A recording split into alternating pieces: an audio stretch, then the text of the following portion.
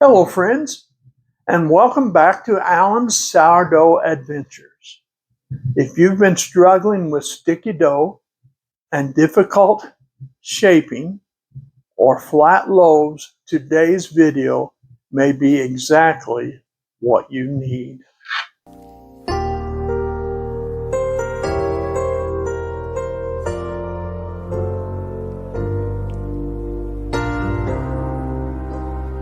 One of the biggest mistakes many beginners make is starting with a dough that has too much water. That's why today we're talking about why 60% hydration makes better sourdough for beginners. At 60% hydration, the dough is easier to mix, easier to handle, easier to shape, and much more forgiving while you're learning the basics of sourdough baking. You can focus on building confidence without fighting a wet, sticky dough every step of the way. Today, I'll be showing you a simple sourdough recipe that uses 500 grams of flour, 300 grams of water, 100 grams active sourdough starter, and 10 grams of salt. We'll walk through the process together. And by the end of this video, you'll see that you don't need a complicated recipe or a super hydration dough to bake beautiful homemade sour bread. So grab your ingredients and let's get started on another sourdough adventure. Well, we're going to get started and we're going to mix our ingredients, create our dough. And this is going to be, at least to me, it's exciting. Let's get started by weighing out 300 grams of warm water into the mixing bowl. Now, I want to let you know that I like my water to be between 85 and 90 degrees Fahrenheit. You see, warm water helps wake up the starter and gets the fermentation process moving. So let's go ahead and weigh out our water. And we do need a kitchen scale for this. So we need 300 grams of water.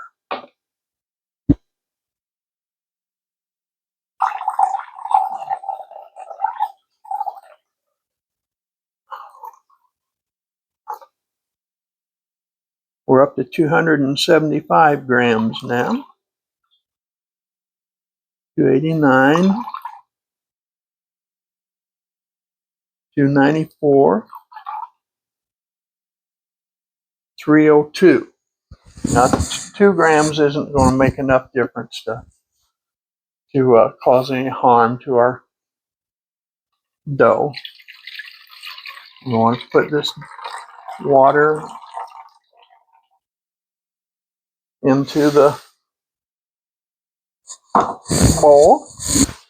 And next we want to weigh out 100 grams of sourdough starter. And we'll add it to the bowl with the water. So here's my starter. You can see it's full, and actually it's run over just a little bit. And we'll put the bowl up here on the scale, and we'll tare it so we'll be able to weigh out the starter.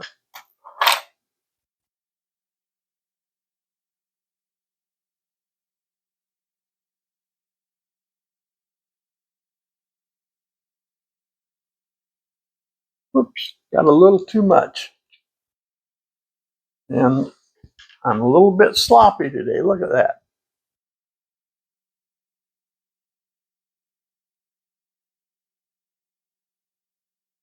So, and our starter is floating, so that's a good that lets us know that it's good. Still got a little too much starter in it, and you see it's easy to correct.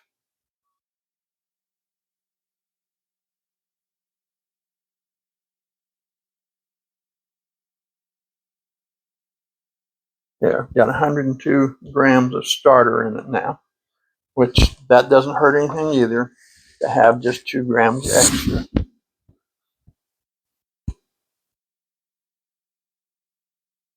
Now we're going to bring the bowl down off the scale, because we want to stir it now. So you can use a large spoon if you don't have a Danish whisk like mine, and but you want to stir the water and the starter together real good.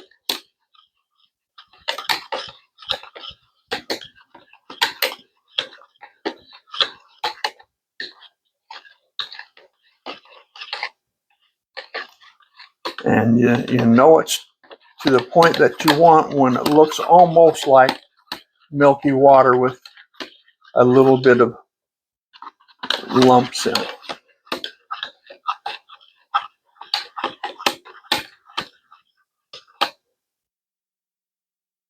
Okay, that's good.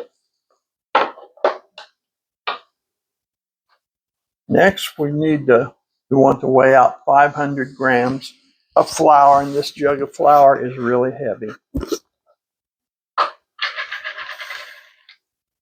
So we'll put our bowl back on top, tear it again so it starts at 0. And I wear this apron most of the time because of stuff like that. I get flour all over me when I'm doing this.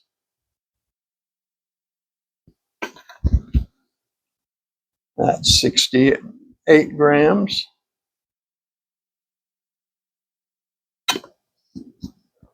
$161.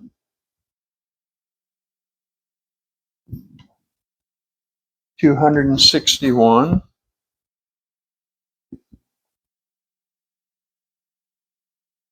356.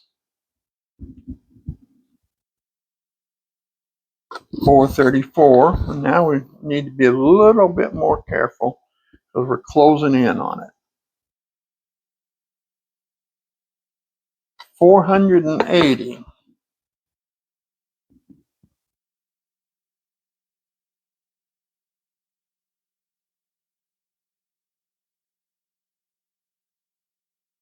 494. 498. Just need a little bit more. 500 grams right on the nose.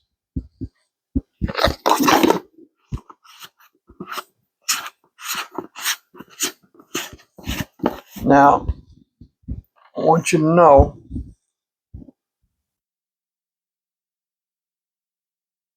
that we don't want to do anything with our batter at this time because we still need to add our salt. So let's weigh our salt out. Don't forget to tear the scale. That's a funny term as far as I'm concerned. How can you tear a scale like this? But that's what the term that they use. Okay, 10 grams of salt. 1, 2, 3, 4. Still 4. 5. 6. 8. 9. Still 9.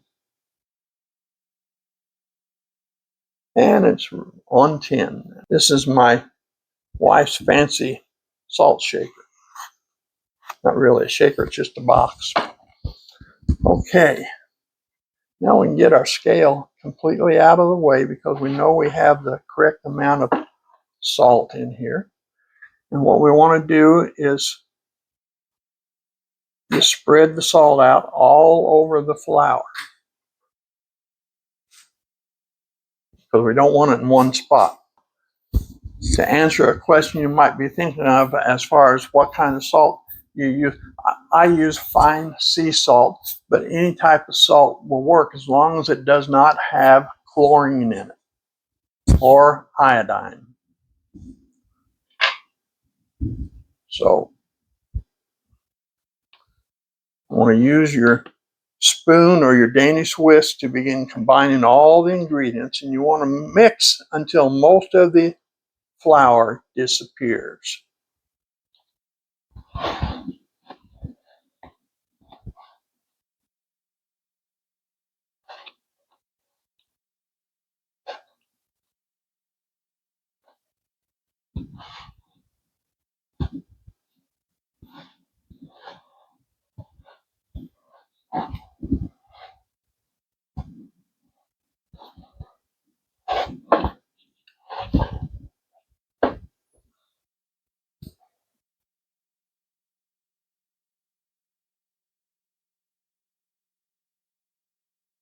Well, I've done as much as I can with the whisk, and now I'm going to spray a little bit of water on my hands because I want to get all the dough off that's collected on the whisk.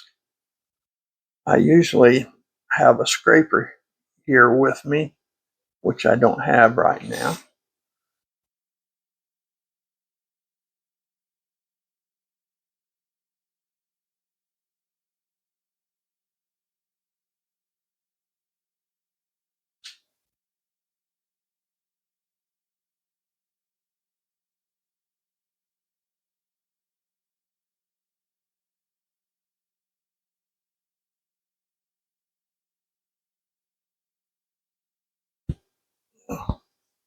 Try the spatula. I don't know if it'll do as good a job or not, but we'll make do with what we have, right? Because you don't want to lose any more dough than what you have to. And it doesn't matter whether you use a spoon to stir or a Danish whisk or whatever, you're going to end up losing a little bit of your dough.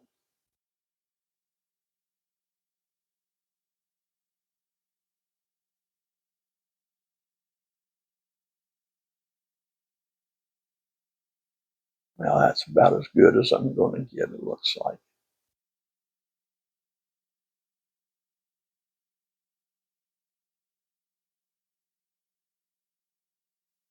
Anyway, once you've done all you can do with your spoon or your whisk, set them aside and use your hands to finish the dough up. And again, you want to use water on your hands. When the dough's in this state, it doesn't help a whole lot, but it helps a little bit. But you need to get your hands in the dough so you can feel what's happening to it. So you make sure you got everything mixed up. And as you can maybe see, I splashed some flour up because it wasn't completely mixed in yet.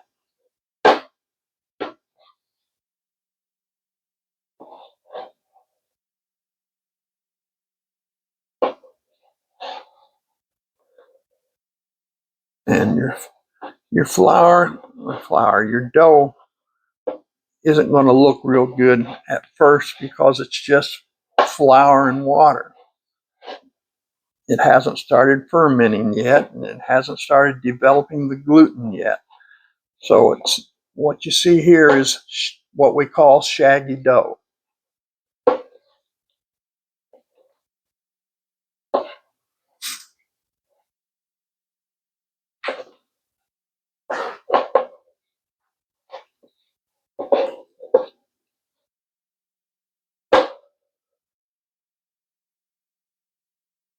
I'll try to make just a lump of the shaggy dough right in the middle of the bowl. Pretty well got all the flour mixed up as well as we can.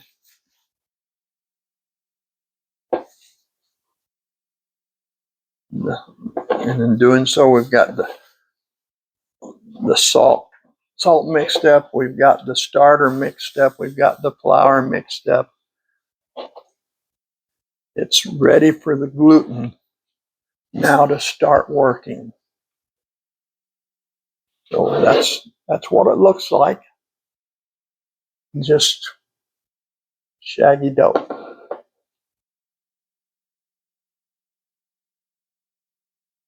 And you can see I didn't get a whole lot of dough on my hand, or hands, whatever you want to call it. But now the dough needs to rest so it can start working. We don't have to work it. It'll work itself at this point. And so you can use a tea towel to cover up your bowl, or like I'm using a disposable shower cap that we bought at Dollar Tree. That's right, Dollar Tree's good for some things. And these disposable shower caps work wonders. I'll be back in a few minutes. We need to let the dough rest for 30 minutes so that it will do what it's supposed to do. Now it's time to start working with our dough and building more strength. Before we do that, we need to uncover our dough, and you'll see a measurable difference in it already. And then you'll only use one hand on this.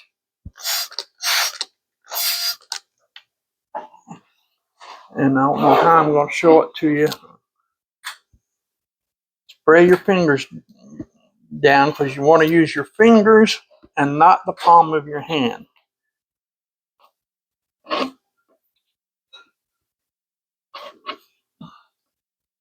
Well, I hope you can see it on me like this, because that's the only way I can do it.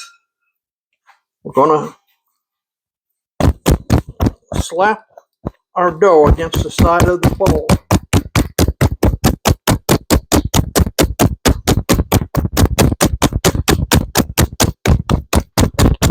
We'll do it a number of times here, and then we'll move our dough like I'm doing here, and we're going to slap it some more. Now, if the dough starts sticking to your fingers, and it's, again, your fingers is all supposed to make contact here. But you want to slap it just like I'm slapping it. And we need to do this for 8 minutes.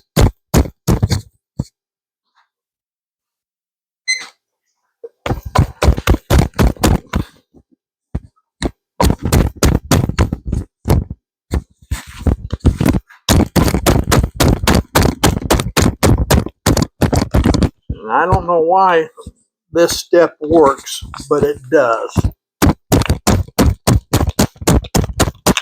And your arm's going to get tired. You may have to stop and rest for a little bit.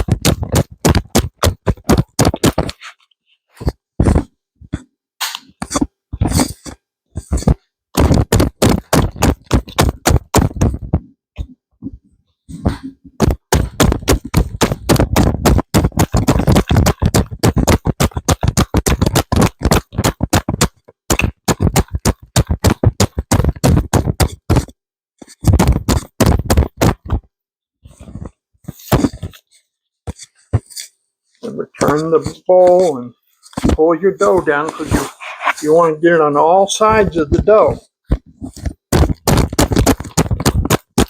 And you want to wear your arm out. You don't want to stop before the 8 minutes.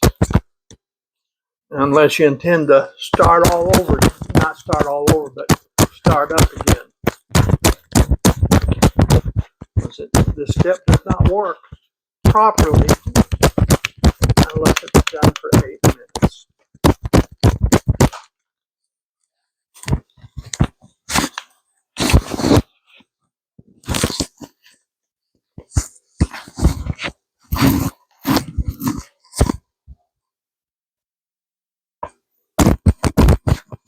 Now I'm going to have to get a little bit of water here. My hands are drying out.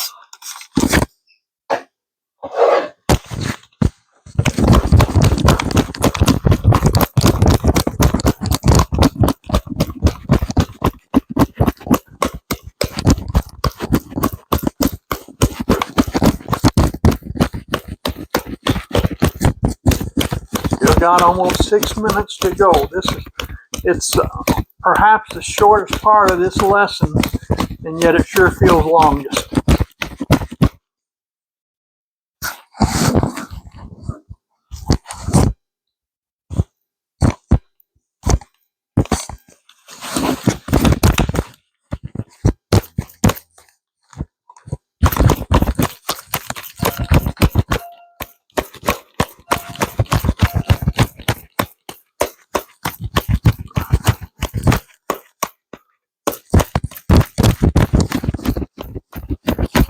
Five minutes.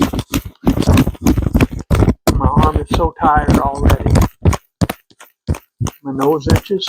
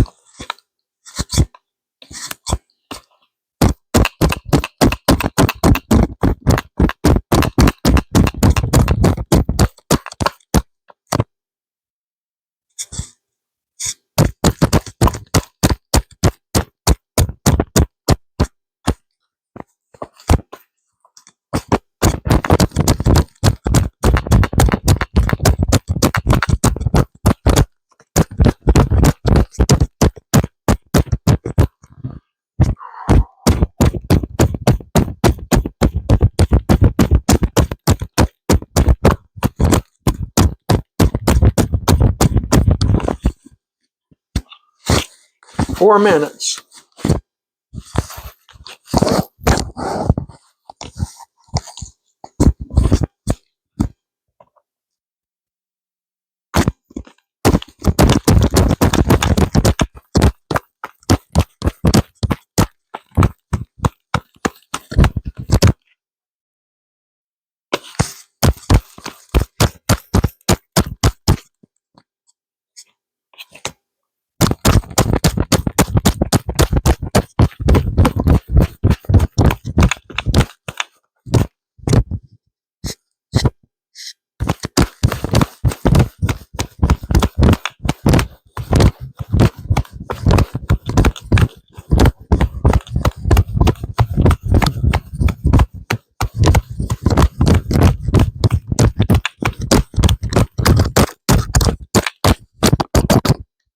Minutes.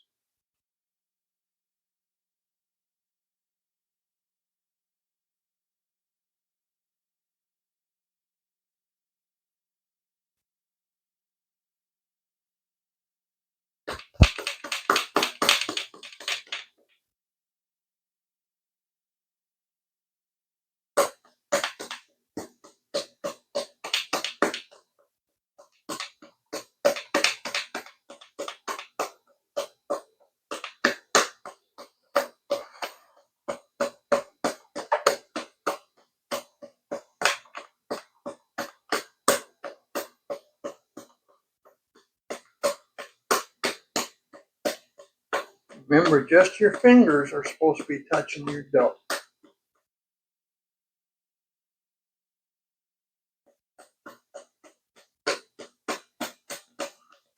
Two minutes.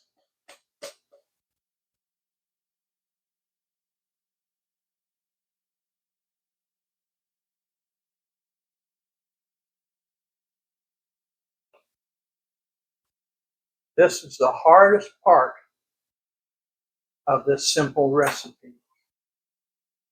The thing is, it works.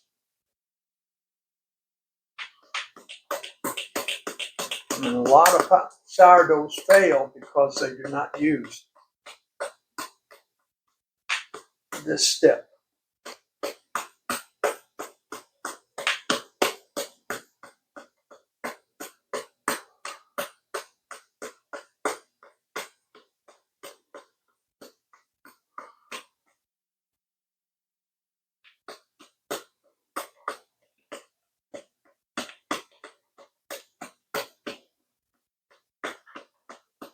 One minute.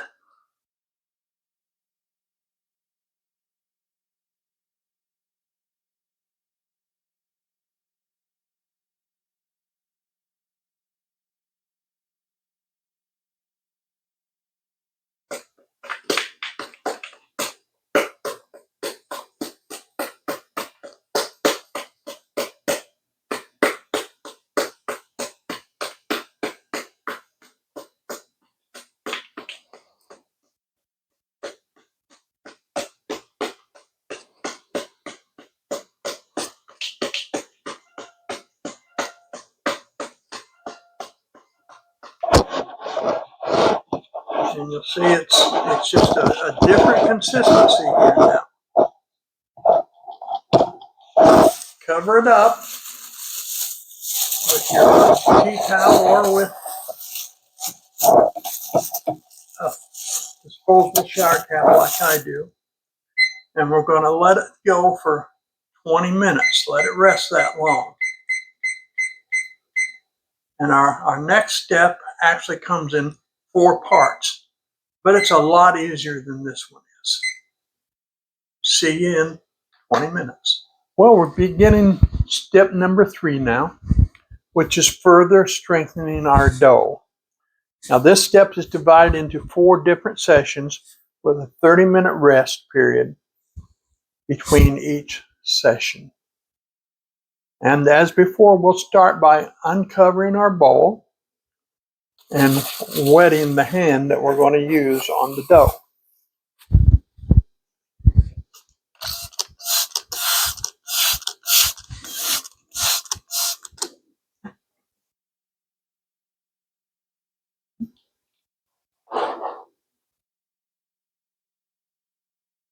Now you want to, since you're with your hand wet, you want to reach down into the bowl and grab some dough. And you can tell here that the dough is definitely changing. So I pull it away from the bowl a little bit, grabbing it with my fingers and stretching. You don't want to stretch it until it breaks, just until it lets you know it doesn't want to stretch any further. Then fold it over. Turn your bowl 1/4 turn. Do the same thing again. Stretch and fold.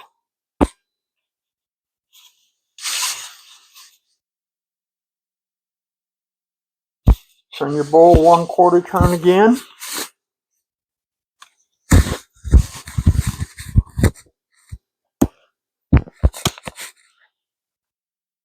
Stretch and fold. Turn your bowl again. 1/4 turn. Stretch. Fold. 1/4 again.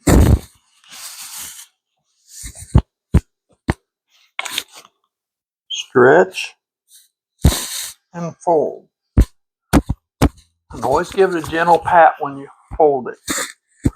Now, a lot of bakers want to stop here and give it a rest for 30 minutes. But I don't like to do that. I want to keep doing the stretch and fold. And there's a reason for it. I want the dough to tell me when to stop. Stretch and fold. Gently tap it. Turn another 1/4. And I notice my dough is starting to let loose of the bowl. So that's what I'm watching for. Stretch. Look, it's pulling loose. Dough's wanting me to stop. Fold it over, pat it.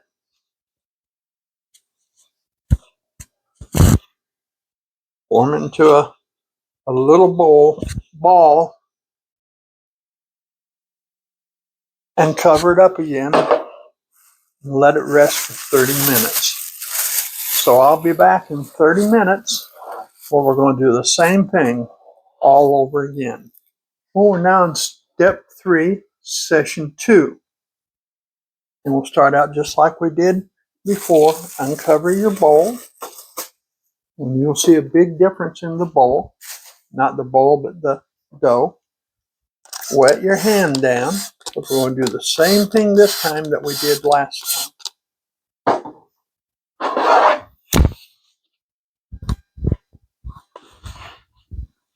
Pull the bread up, or the dough up, so you can get a hold of it.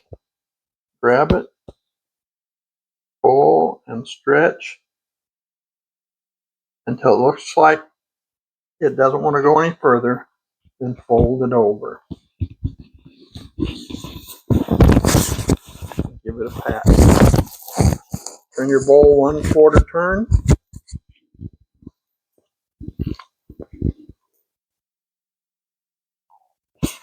Grab it, stretch.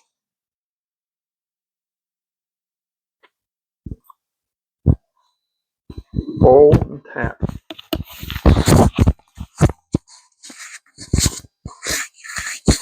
Turn the bowl 1/4 turn. Grab the dough, pull it up, fold over.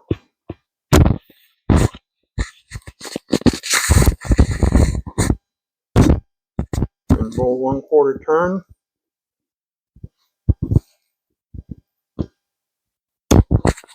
Grab it, stretch. Don't want to pull it too far because you don't want to break it. Fold and tap. Turn your bowl 1/4. Grab the whole dough, stretch, fold, tap.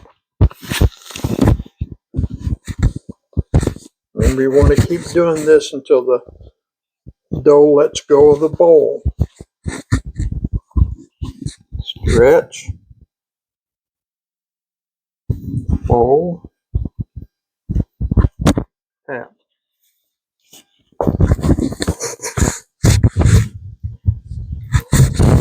Fold, stretch. Oh, that's as far as it's going to go. It came out of the bowl. So fold it over and tap. Want to have kind of a ball there in your bowl. Cover it up.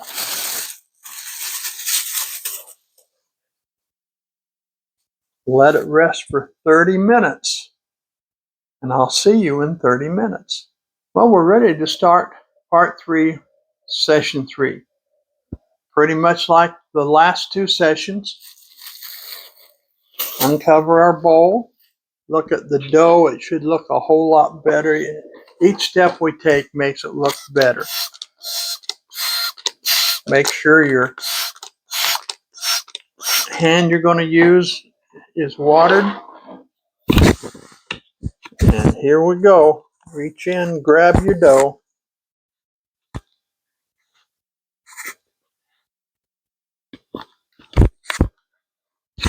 Pull up, stretch, but don't break the dough. Fold it over, tap it. Turn your bowl 1/4 turn. Grab your dough, stretch, but don't break the dough. Fold it over, tap.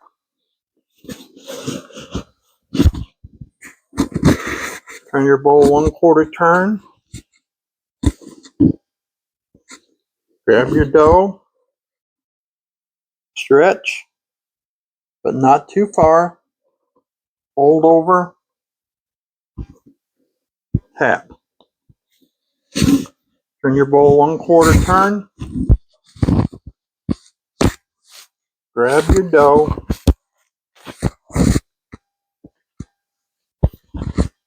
stretch,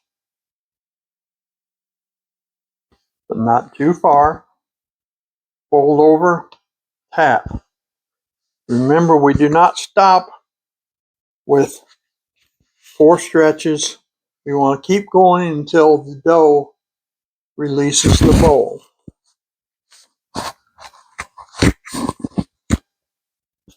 Grab the dough, stretch, but not too far. Fold over, tap. 1/4 turn of the bowl, stretch, but not too far. Fold over, tap. Turn the bowl 1/4 turn.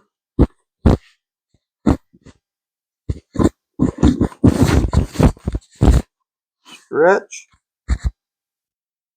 but not too far. It's just about ready to release. Fold over and tap. Grab your dough, stretch, and it's releasing. That's what we're looking for. Lay it back down, fold it over, tap, and make sure you have a ball-like form, as we've been doing, right in the middle of the bowl. We've got one more stretch and pull. We need to cover this up and let it rest for 30 minutes. And we'll come back and do one more round of stretch and folds. Well, we're back for session 4, part 3.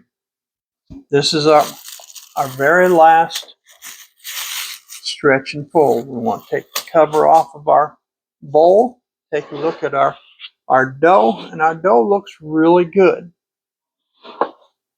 Oh, need to put water on our hands, just one hand, because that's all we're going to hold it with.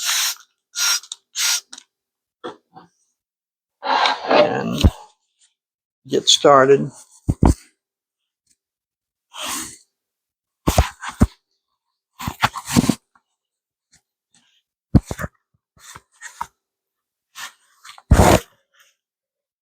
Pull, stretch, but not too hard.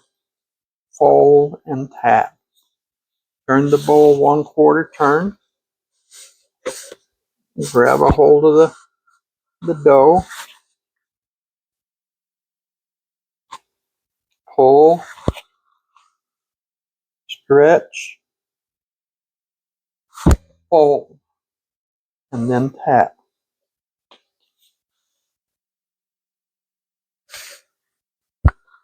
Turn the bowl 1/4 turn. Grab the dough.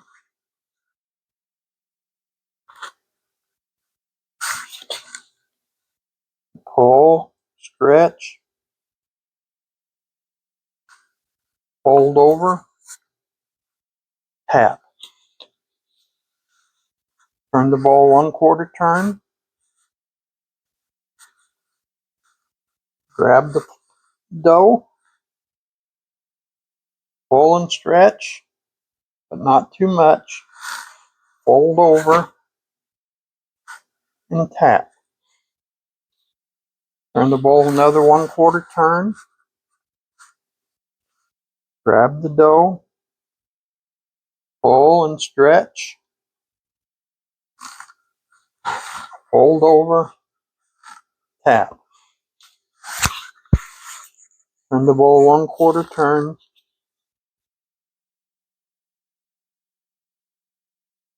Grab the dough.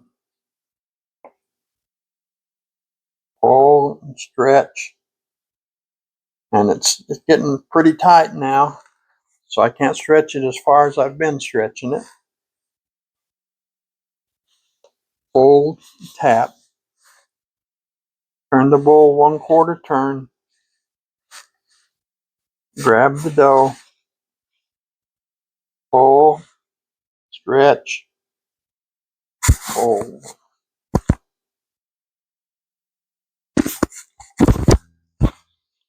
Turn the bowl 1/4 turn. Grab the dough. Pull, stretch. And it's coming loose, so it's worked out as much as it wants to work out.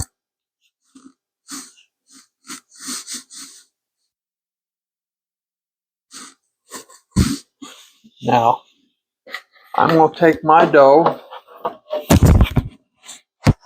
and put it in a proofing bowl. Now, if you don't have a proofing bowl, that's okay. You can use the bowl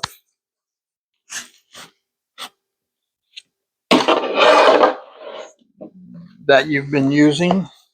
I just like to use a clear proofing bowl so I can see what's happening to my dough. And there we are. Now, what we're about to do, we want to cover this up, and we're going to let it set for 3 up to 6 hours.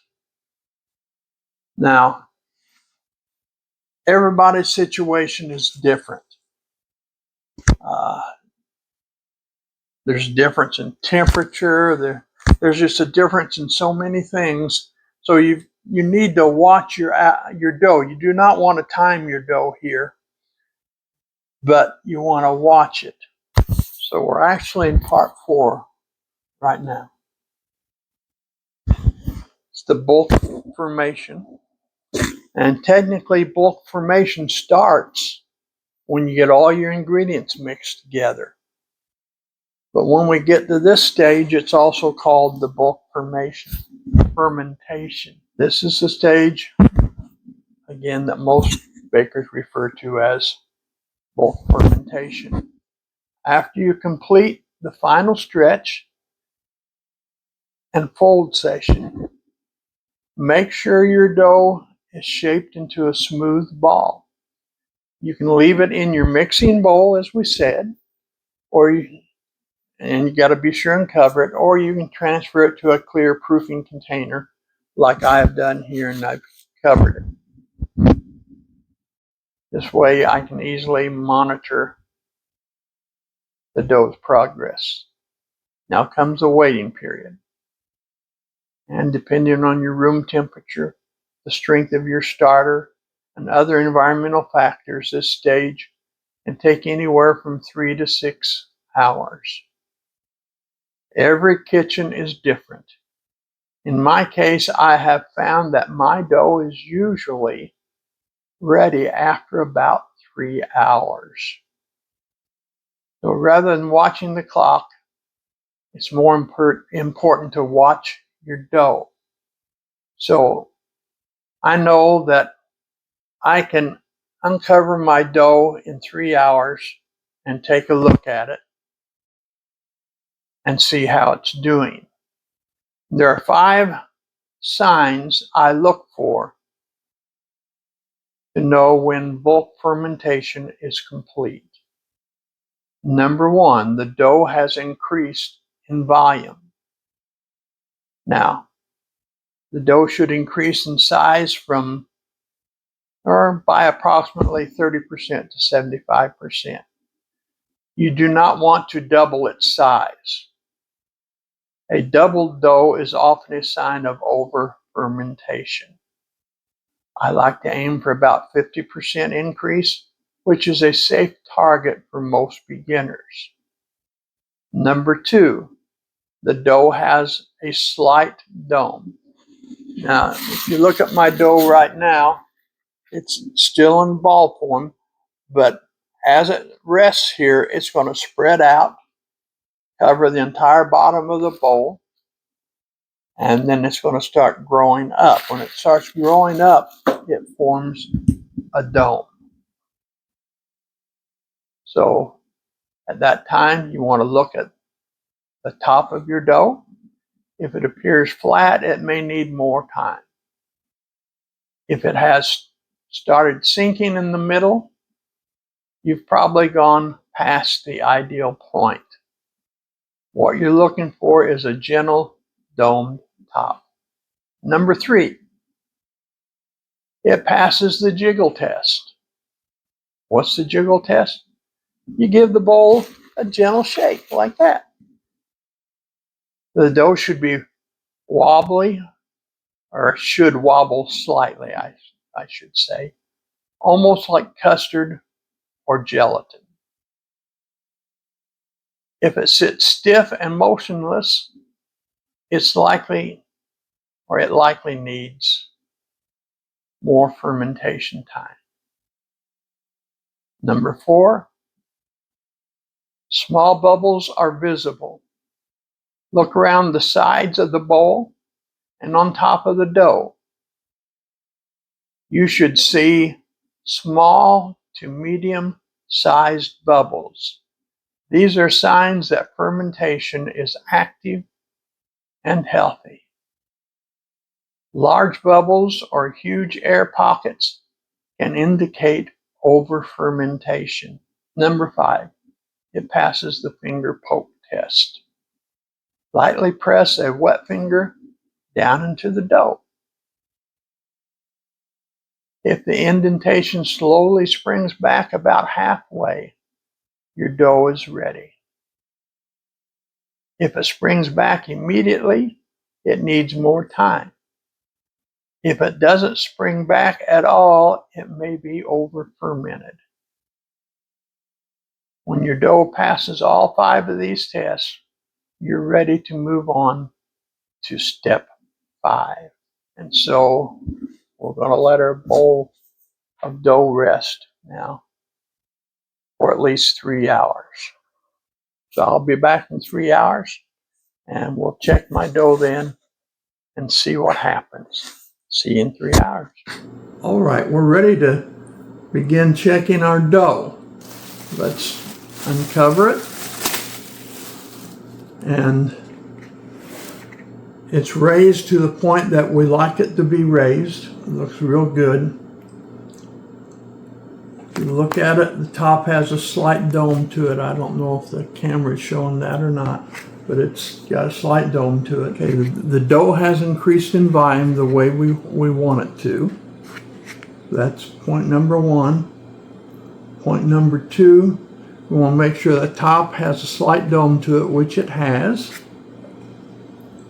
Point number 3, passes the jiggle test.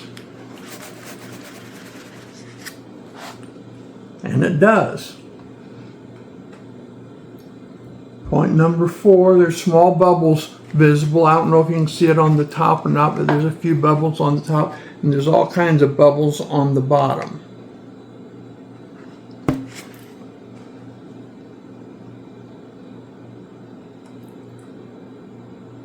It passes the finger poke test.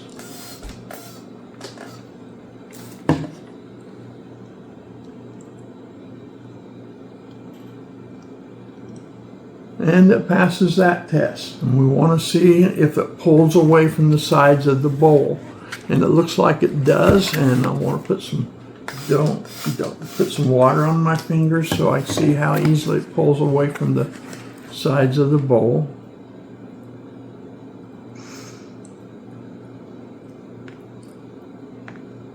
It's pulling away from the sides of the bowl real good. So that means we want to take it out of the bowl.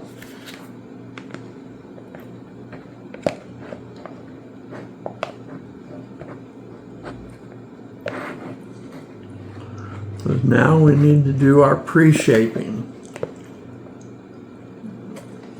See how easily it's coming out of the bowl?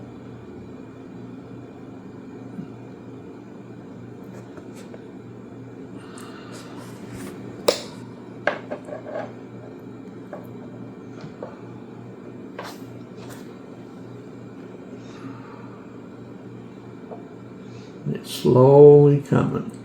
It's letting go. And that's what we want. We have a little bit of dough left in here. We want to get that. And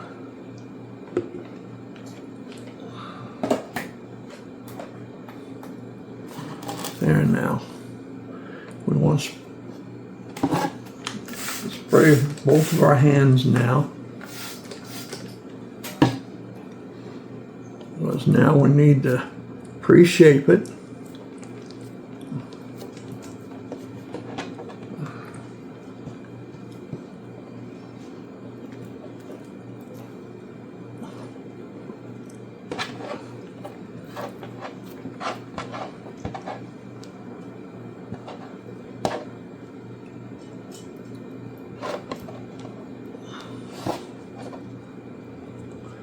And to pre-shape it, we want to bring it down,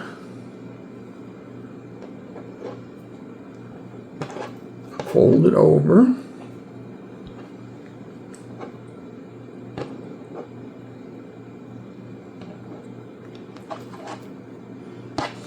fold it over again, and then pull the bottom up. Need a little bit more water here. You see how easily it's and nicely it's stretching.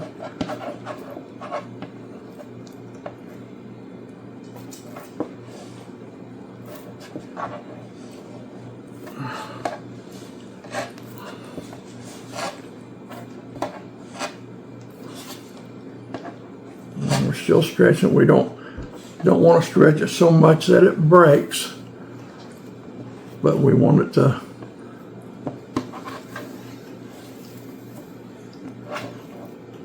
have a nice stretch to it.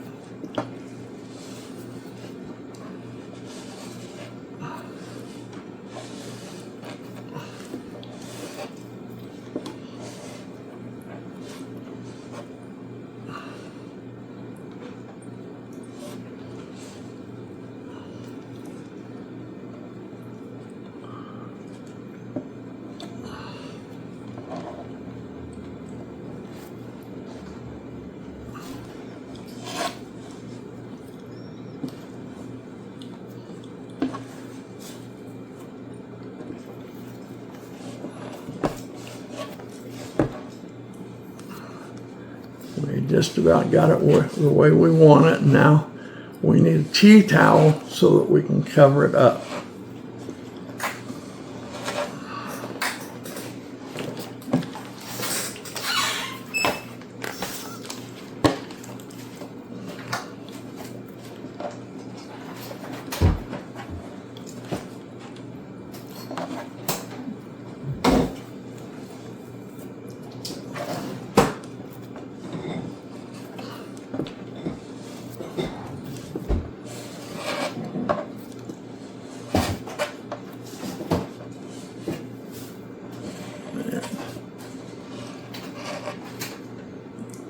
It looks beautiful.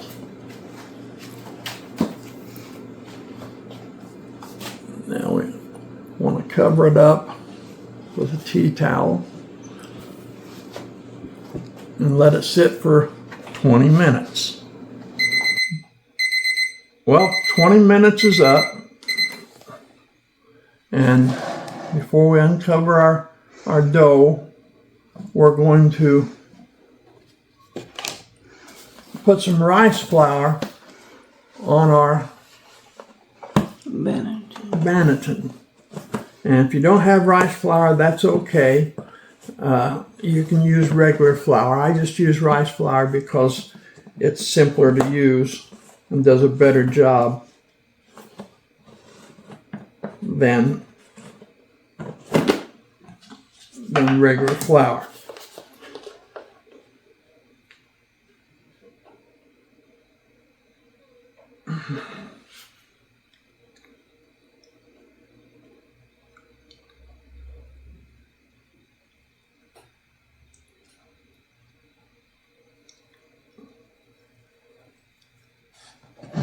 Banneton's just fine. We'll uncover our dough, and it looks great. So next thing we're going to do is put some flour on the top of the dough. Looks like I need to get a little bit more flour. There we go. And we do this because we're going to turn our dough over, and we want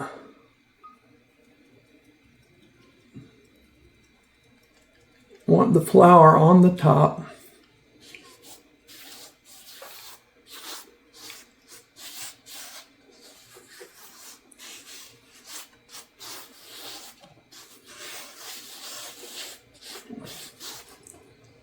Okay,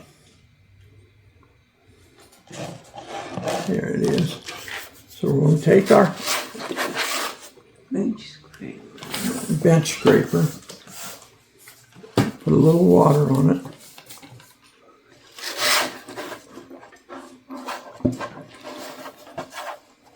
and get a hold of our dough and turn it over, because we want the sticky part on top now.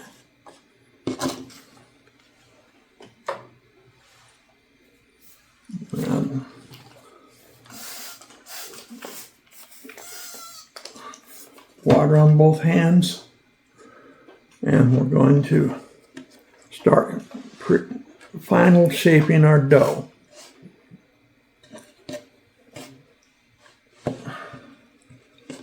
And we don't want to stretch it out so much that it breaks, but we do need to stretch it out so we can have the shape of a rectangle. Okay, now we want to fold this over in thirds, stretch it out, fold it in thirds, press it down, not real hard, but press it down. And now take the other side up a third.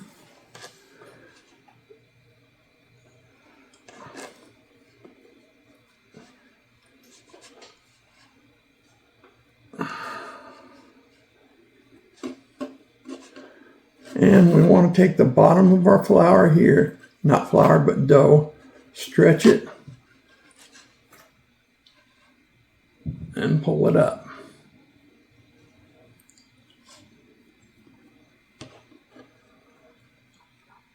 Stretch it the other side and pull it up.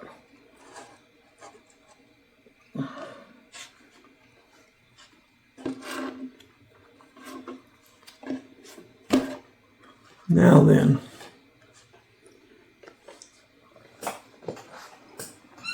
we're ready to place the dough in our banneton, because it's the right shape and everything now. And there we go.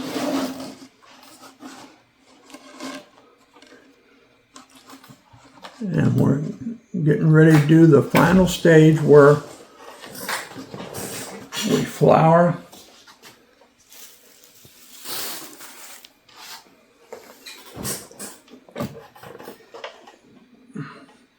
Now notice I did turn this over.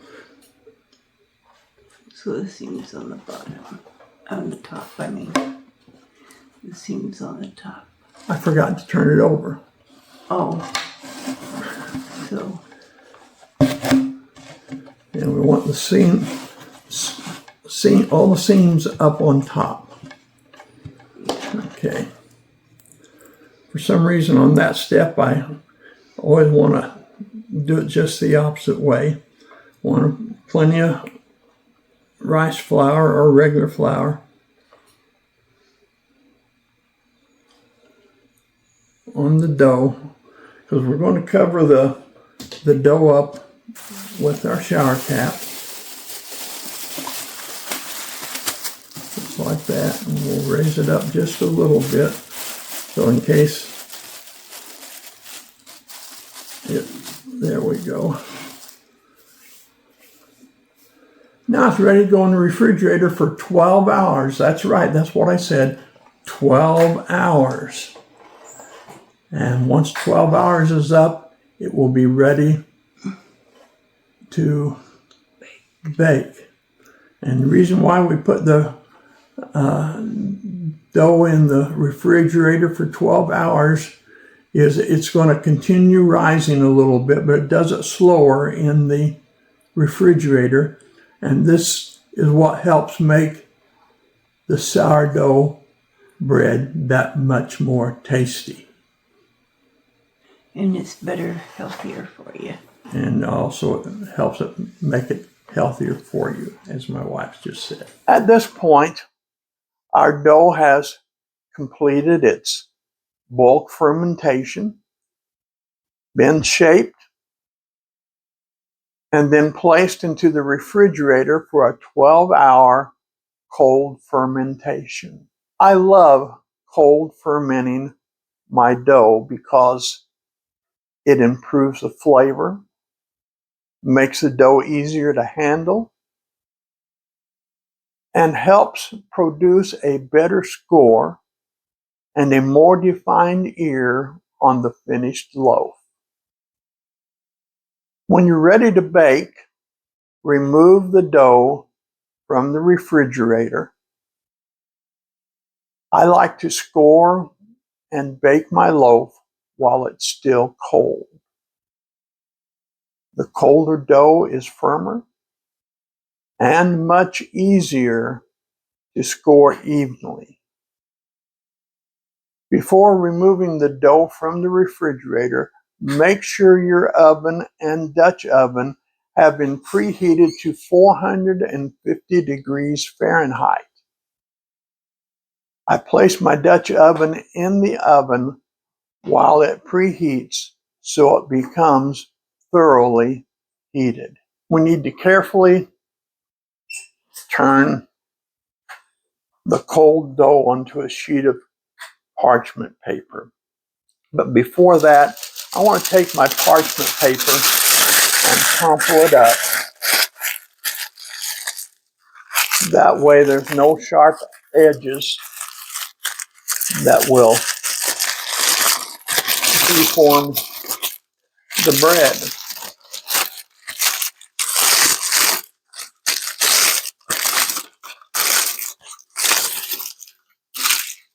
Now, because the dough is cold, it should hold its shape well and be easier to work with.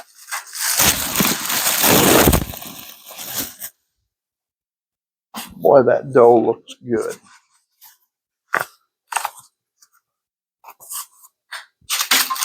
Almost forgot how I do this.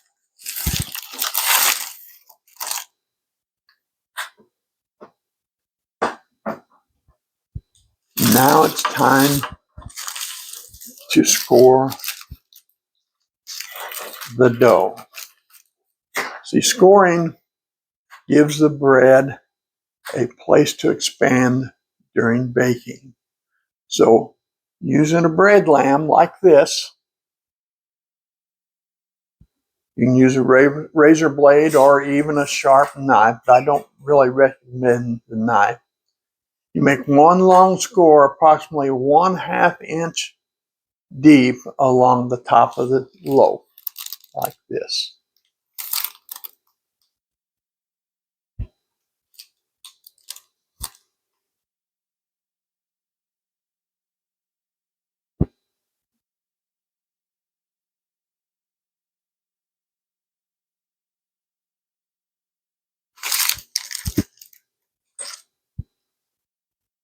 Just want to make sure you get a good deep cut. And now we're ready.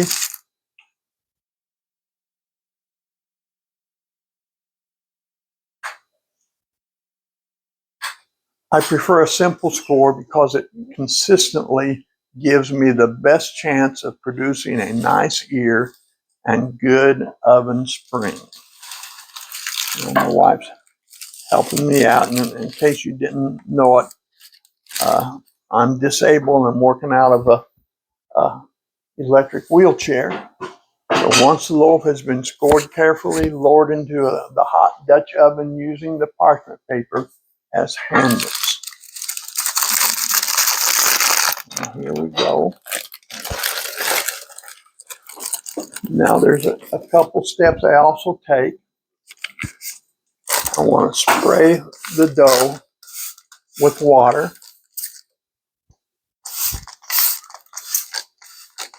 This aids in producing the steam needed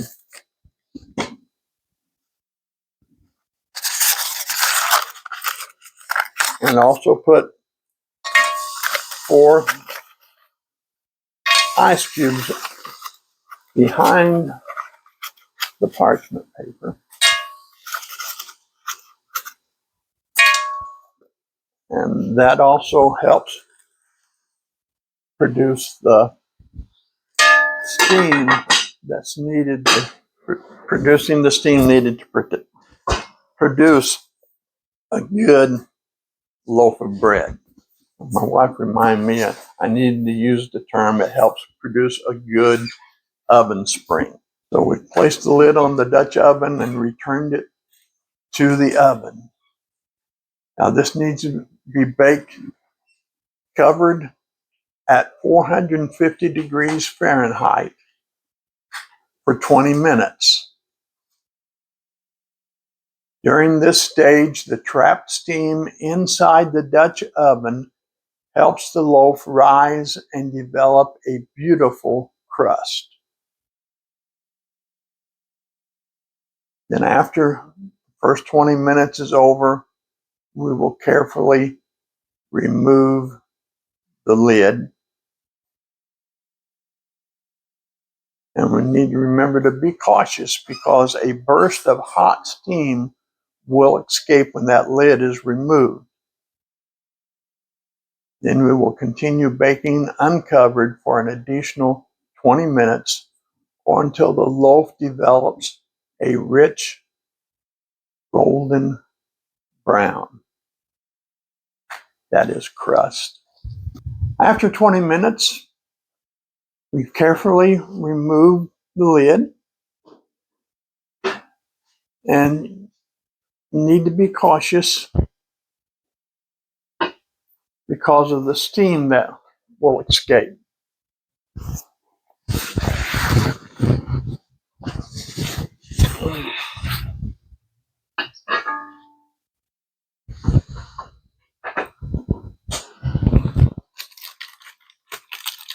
Beautiful, beautiful, beautiful.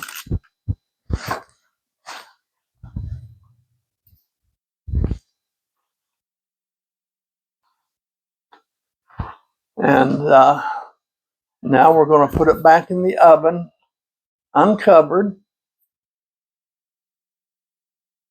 and continue baking it uncovered for an additional 20 minutes or until the loaf develops a rich golden brown crust.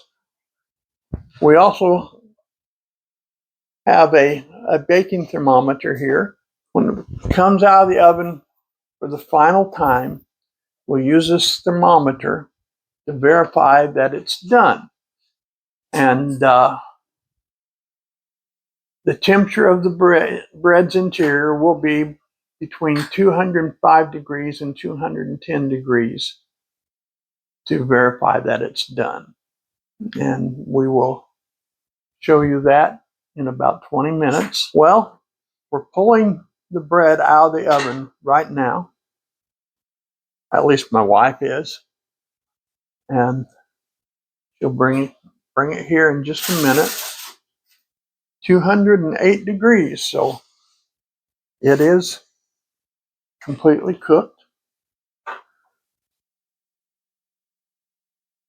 And now we need to remove it from the Dutch oven and place it on the cooling rack.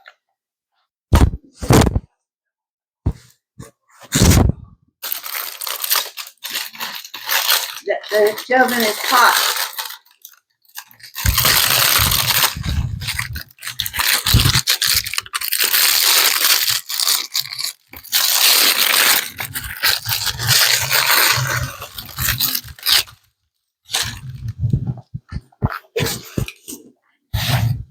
Wow.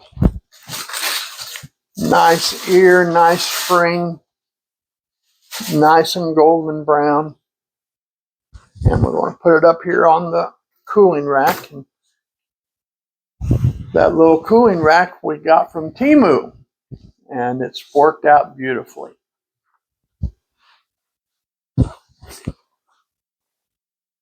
Now comes the hardest part. You're wondering what it is? Waiting to cut the bread open. You see, you need to allow the bread to cool for at least 1 hour before slicing. This gives the crumb time to finish setting and will reward you with a much better texture when you finally cut into it. Once the loaf is cooled, we'll slice it open and see how our simple 60% hydrated sourdough bread turned out. Keep watching. We'll be back in 1 hour. Well, friends, we've reached my favorite part of the entire sourdough process. This loaf of bread, this loaf has been cooling on the rack for about an hour, and it's finally time to see what happened inside. As tempting as it was to cut into it right away, allowing the loaf to cool gives the crumb time to finish setting. If you cut it too soon, the inside can be gummy and all of your hard work won't be reflected in the final result. Let's take a look at this loaf before we cut it. I'm really pleased with the way it turned out. It has a beautiful golden brown crust. It has a beautiful golden ear. Try that again. It has a beautiful golden crust, a nice ear from the score, and some good oven spring. For a simple 60% hydration dough, this loaf looks fantastic. Now for the moment of truth. But before we do that, I want to do one other thing. Hear that? Sounds hollow inside. This is how it's supposed to sound. Now I'm going to take my bread knife and make a slice right through the center.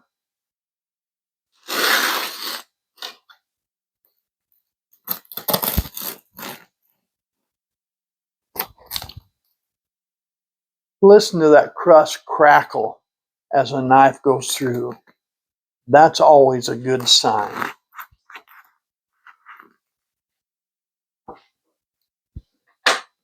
Let's open it up and see what we've got. Beautiful. Take a look at that crumb.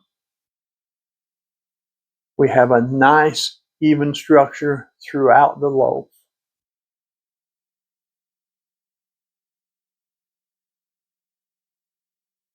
The holes aren't too large and they're not too tight.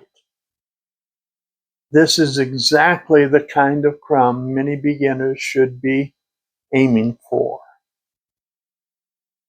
One of the reasons I like a 60% hydration recipe is that it produces a loaf that's easy to handle and still gives excellent results. You don't need an extremely wet dough to make great sourdough bread.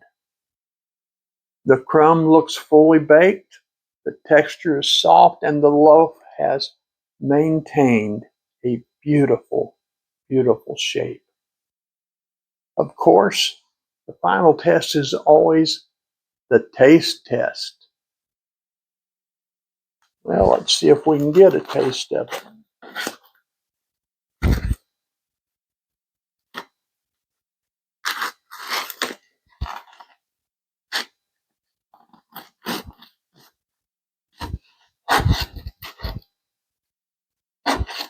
The crust has a nice crunch. The crumb is soft and it's tender.